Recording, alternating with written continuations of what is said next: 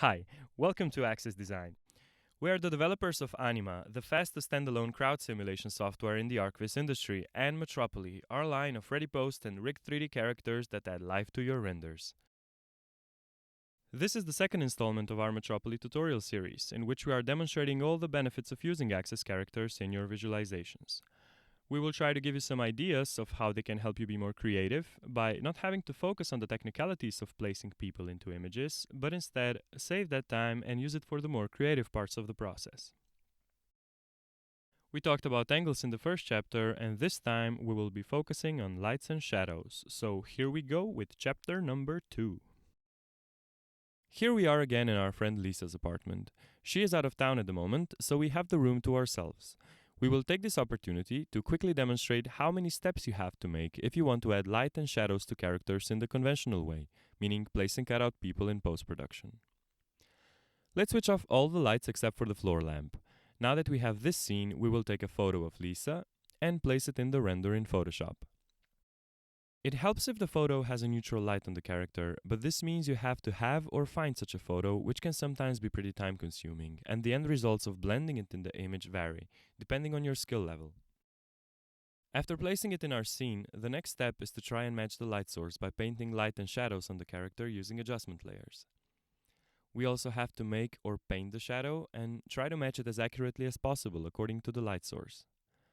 As you can see, there are quite a few steps required in order to try and blend your character as seamless as possible, but you don't need to do any of those if you use a 3D model of Lisa, like in this case.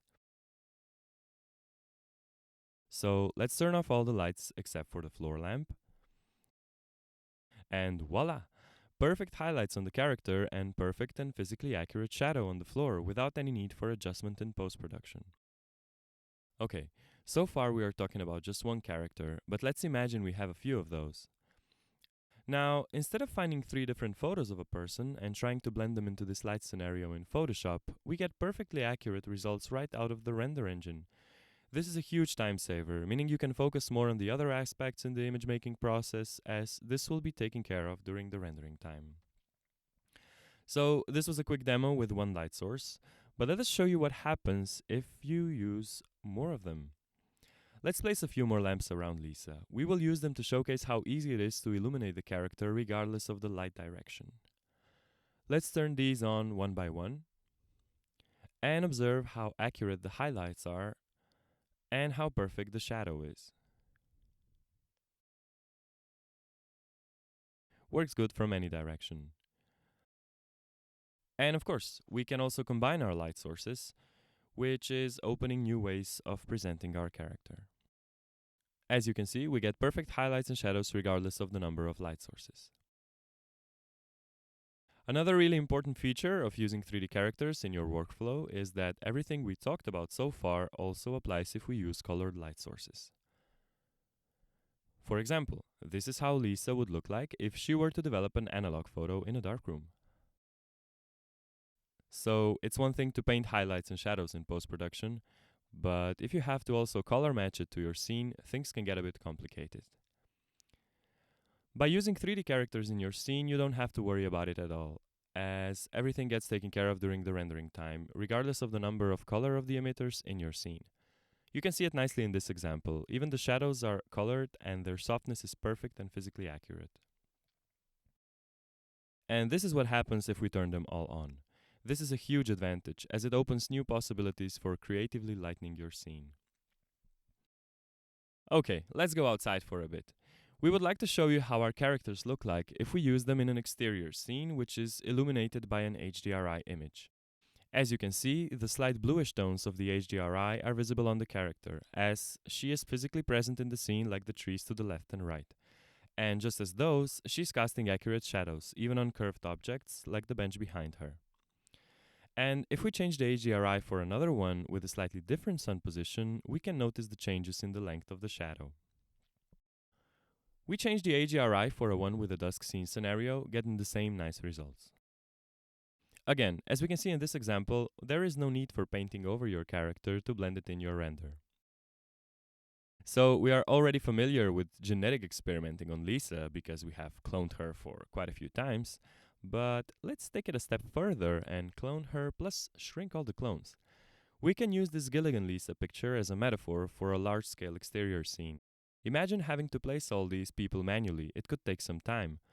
Pay attention to the shadows of the small clones and how they interact with the curved parts of the wooden planks. It's perfect, and it always will be, regardless of the obstacles in your scene. Okay, let's go back inside. Another great thing about illumination in connection to the 3D characters is that any possible obstacles that could be in front of the light source we are using in our scene are also taken into account. These window blinds, for example, are a nice showcase. Their shadow follows Lisa's shape perfectly. And in this House of Cards example, we can see another scenario that would be really painful to recreate in post-production. The shadows are nice and soft and come straight out of the box. It's a really nice feature as it helps the artists create lighting scenarios they would usually get scared of doing in Photoshop. If we go back to colored, or in this case, textured emitters, did you ever want to create a TV or a computer monitor scene? Well, now you can, without any stress.